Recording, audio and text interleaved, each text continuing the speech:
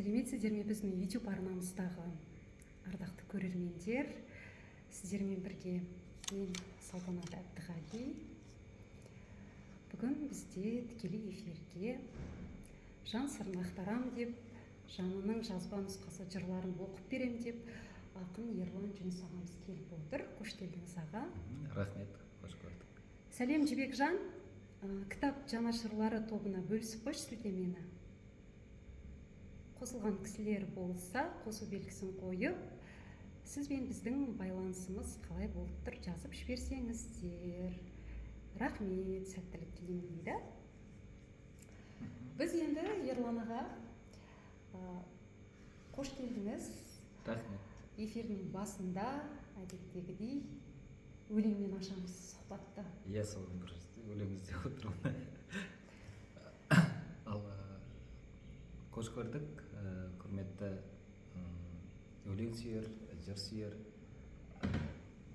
көпшілік.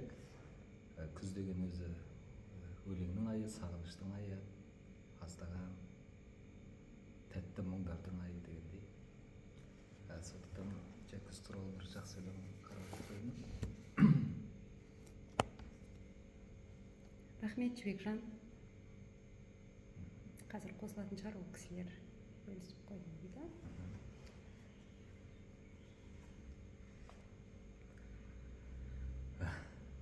Жаз өтті, сұлу салған ән сыңайлы. Қош деуге қалай енді жан шыдайды. Жаңбыр иісі, тамыздың тоңғақ түні, жапырақтың көзінен тамшылайды. Ауық-ауық тұр міне себелеп түн, себелекті келгендей өлең еткім. Жаңбыр иісі, ашылған терезеден әнін шырқап қоямын көбелектің.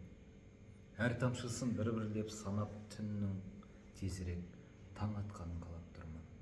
Көңілімде мұң да жоқ, шаттық та жоқ, терезеден ешқайда қарап тұрмын. Тамаша. Рахмет аға. Рахмет. Енді сұрақтарға кезек берейік, иә? Бұрын аға, ақын жазушылар даму үшін, жетілу үшін Алматыға осы үлкен ортаға қарай ағылатын. Кейбір ақын жазушылар жалпы қаламгерге әдеби орта қажет емес деп айтады. Сіз үшін әдеби ортаның маңыздылығы қандай? Әдеби орта бұл мен бір қандай еді? Дуалогтар деген бір нем бар, сонда бір нәрсе бар. Ортаны жасайды адам, немесе адамды жасайды орта дейтін. Бұл екеуі де дұрыс сөз деп ойлаймын. Жас ақынды қалыптастыратын, жас қаламгерді, жазушыны, мейлі ол қай саланың адам болсын, азаматты қалыптастыратын негізі үлкен қалалардың ортасы.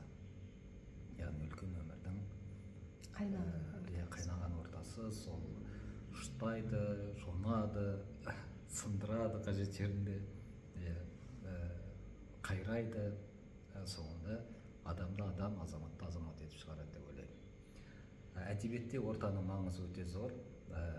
Әдебиетте ол әлемнің қай түкпірінде болса да, ақын жазушылар орталық, яғни әдебиет жасалатын, мәдениет жасалатын кіндік қалаларға қарай ұмтылады.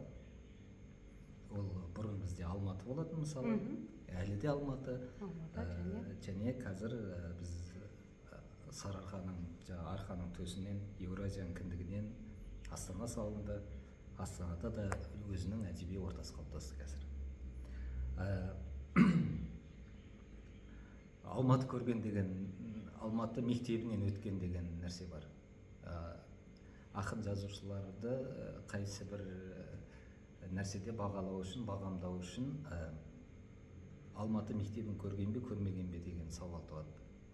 Өйткені Алматы мектебі бұл біздің барлық классиктеріміздің қалыптастырып кеткен мектебі. Үлкен мектеп. Үлкен мектеп. Бұл мектепке келген кезде сіздің әдебиеттегі жаңағы мысалы ойлау жүйеңіз, дүниені көруіңіз, сезінуіңіз, түйсінуіңіз ғана емес, тіліңіз де қалыптасады. Мысалы, біз кейін байтақ еліміздің түкпір-түкпірінен келген жас жігіттер, әр жас қыздар болсын мейлі, әрбір шығармашылыққа ұмтылған жас өзінің тілін алып келеді.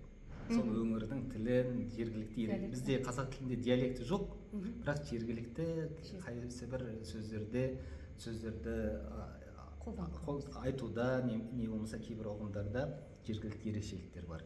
Ал Алматы мектебі секілді мектептер соның барлығын бір қалыпқа түсіріп, яғни қазаққа ортақ тілде ойлап, қазаққа ортақ тілде жазуға алып келеді.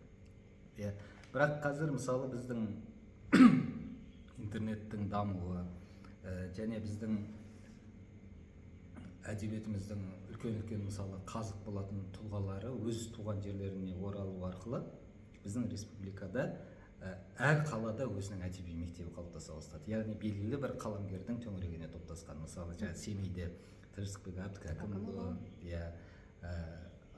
Арқада Серік Ақсұңқарұлы, мысалы батыстағы жаңағы біздің Ақтөбедегі Мейірхан ағаларымыз, Ертай ағаларымыз, Маңғыстаудағы біздің жаңағы Светқали Нұржанов және Сабыр Адай ағаларымыз секілді, сөйтіп орталарда олар да өзінше жасады. Мысалы, оңтүстікте бұрын Шымкентте Мархабат Байғұт ағамыз болатын, жатқан жер жайлы болсын, Таразда Несіпбек Дәутайұлы болатын, жатқан жер жайлы болсын. Мысалы, енді сол ортада мысалы ақсақалдарымыз бар, мысалы Елен Әлімжан секілді әр өңірде. Бірақ жаңағы жастар енді жаңа ортаны қалыптастыра бастау керек. Өйткені үлкен кісілер өмірден өтіп жатыр, үлкен кісілер жаңағы әдеби процестермен көбірек айналыспайды, қоғамдық деңгейде өз шығармашылығымен айналысады. Сондықтан жастар сол ортаны қалыптастыру керек деп ойлаймын. Рахмет ағам.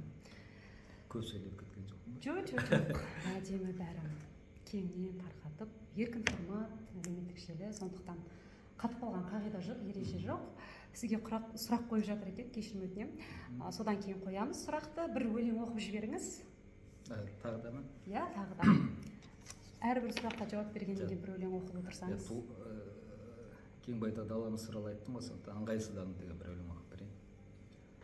О неткен жұп-жұмсақ туған жер тастары, о неткен қатты еді алақаным. Ойлансам, мен туған өлкенің аспанын арқалап баратамын. Ержеткен ұл сұмды арқалап жүретін шешесін, өмірдің кітабын ежіктеген, тағдырдың, заманның, тарихтың көшесін көтеріп мен соны кезік білем. Кеземін дүниенің жолдарын, аларым, берерім, көрерім көп. Мықшитып мойнымды қисада салмағы, арқамды қажады дегенім жоқ. Ол аспан мені де нәресте күнімнен көтерген биік алып, басыма күн қадап мен сонда жүгіргем, бұлттардан ит көйлек киіп алып. Буыным бекіді, жүрекке от еніп, толықты жілік майым. Мен сені туған жер биікке көтеріп, мен енді ұлықтайын. Басыңа күн қадап сен енді шалықта, ең ұлы әуенді тербеп жүрек.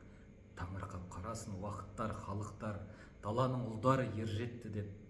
Ақ сүтің бар сенің еркімде, күшімде, ғасырлар бұғауын үзер кілең. Туған жер аспанын құлатпау үшін де ешқашан бүкпеймін тіземді мен. Бәрекелді. Бұлттардан ит көйлек киіп алып, терең өлең екен. Рахмет. Енді келесі сұрақ аға, құпия болмаса, дәл қазір жүрегіңізді қозғап жүрген, сізге әсер етіп жүрген өмір құбылыстары. Дәл қазір мені ғана емес, жалпы бұл бүгінгі күннің ғана емес, біз адамзат тарихында соғыссыз өткен 5 жыл ғана уақыт бар екен. Яғни бізде қаншама халықтар бар, мысалы қазір 200-дің үстінде мемлекеттер бар, ал бұрын мемлекеттің саны көп болды, аз болды, әйтеуір. Тарих өзгеріп отырады ғой, әлемнің саяси, жағрафиялық картасы өзгеріп отырады. Сол аралықтарда қаншама халықтар жойылып кетті, қаншама халықтар бір-біріне сіңіп кетті. бірақ сол уақыттардың барлығында жер бетінде соғыс болған екен. Қазірде жер бетінен бір қара сызық өтсе, ол әуелі ақынның жүрегіне өтеді дейді. Ақын болғанда шығармашылық адамының жүрегіне өтеді дейді. Сондықтан дүниедегі осы соғыстар ол өзге елдің шекарасында, даласында болып жатса да, бәрібір ол бір жер, бір аспан, бір әлемде әртүрлі не болғанымен бір экономика мысалы. Сондықтан ол барлығына әсер етеді деп ойлаймын. Сондықтан осы нәрсе де менің көңілімді қабаршытады. Құлазытады дейсіз ғой, иә. Оқырмандарға да ортасында кезек беріп қояйық, иә, содан кейін өлең оқисыз. Сол өлеңді сұрасақ екен сізден. Жібек есімді оқырман Түркістан қаласынан сұрақ қойған екен. Ең алғаш жазған өлеңіңіз есіңізде ме дейді? Есімде, ең алғаш. Мен бала күнінде анам мұғалім болды, тарихтан сабақ берді, қазақ тілі әдебиетінен сабақ берді. Сондықтан ол кісінің де өзінің өлеңге жақындығы болды. Кезінде Фаризаның апамыздың кітабын жаттап жүрген жастарға енді сол заман айтқанда. Ақын жанды кісі болды ма? Иә, сондықтан шай үстінде бір айтыс секілді біз маған не етеді екен. Даладан не көрдің, үйттің деген секілді. Соны мен 5 жастамын. Сол кезде былдырлап бір айтады екен. Енді өзім күшігім туралы, ол кезде ағаштар биік еді дегендей биік ағаштар туралы жазады екен. Бірақ нақты мен 5-ші сынып оқып жүрген кезде алғаш жаздым. Ол енді өлеңдеуге келмейді, бірақ бір сабақтан 4 шығып, қайсысынан екен ұмытып қалдым қазір. Сол анам ол кезде ауруханада жатқан, сол маған ренжіп, сен енді барлық сеніп отырған, сен жалғыз өзің мысалы. Сен қазірден бастап 4 алуды бастап кеттің. Бесіктен белі шықпай дегендей. Ертең қалай болады деп па? Мен неге өмір сүріп жүрмін, мен неменеге мына емделіп жүрмін деп сол кезде жолдың әр бетіне шығып кетіп айтқан едім ғой. Апа, болмашы қапа, ертең ұлым өседі, болады елдің көсемі деп. Ең алғаш өлең дейсіз ғой. Рахмет аға, рахмет Қасиет қолдауларыңызға. Келесі сұрақ аға, арасында енді қызық болсын. Егер сізге мүмкіндік берілсе ғарышқа ұшуға және өзіңізбен бірге 3 қана кітапты алып кетесіз деп рұқсат етсе, қандай авторларды таңдар едіңіз? Енді ғарыш мен үшін, енді егер мен ұшатын болсам, ол мен үшін беймәлім әлем ғой, енді тылсым. Сондықтан мен 3 кітап алып кетпейтін шығармын, 3 блокнот алып кететін шығармын. 3 қалың дәптер. Өлең жазуға. Иә, бәрін жазуға. Енді кітап көп қой, алып кету, қасиетті кітаптарды алып кетуге болады мысалы, иә. Өзіміздің нені әртүрлі мысалы. Бізге қызық болып Абайды алып кетуге болады. Абайды, сосын. Бірақ енді ол жақта жер бетіндегі мәселелер жоқ қой. Ғарышта, иә. Уақытта басқаша ағып жатыр. Жердегі қандай адамсың, қайда барасың, қайдан келесің деген әңгімелер жоқ деп ойлаймын ғарышта.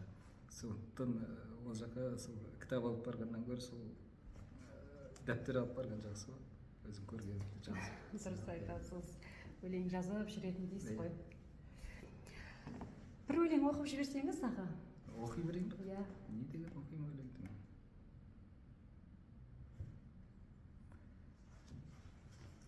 Байқаймысың, дүниенің назы бөтен, нәзік гүлге бәрі де нәзік екен. Бәрін гүл деп ойлайды ол, ойлай берсін, нәзіктігі о күннің жазық екен. Қара тасқа бәрі де қара, қатты. Қара тас деп ойлайды ол, қара қатты. Тас емеспіз, деп қанша күрестік біз. Жас жүректер болғанша жарақатты. Сен биік бол өзгенің биік үшін, өзің де сүй. Өзгелер сүю үшін. Қара тастан құмыра жасай көрме, аппақ гүлдің көз жасын құю үшін. Рахмет аға, сізге амандасып жазып жатыр. Ерлан інім, ассалаумағалейкум, қалайсың дейді. Бауырым, амансың ба дейді. Уағалейкум ассалам.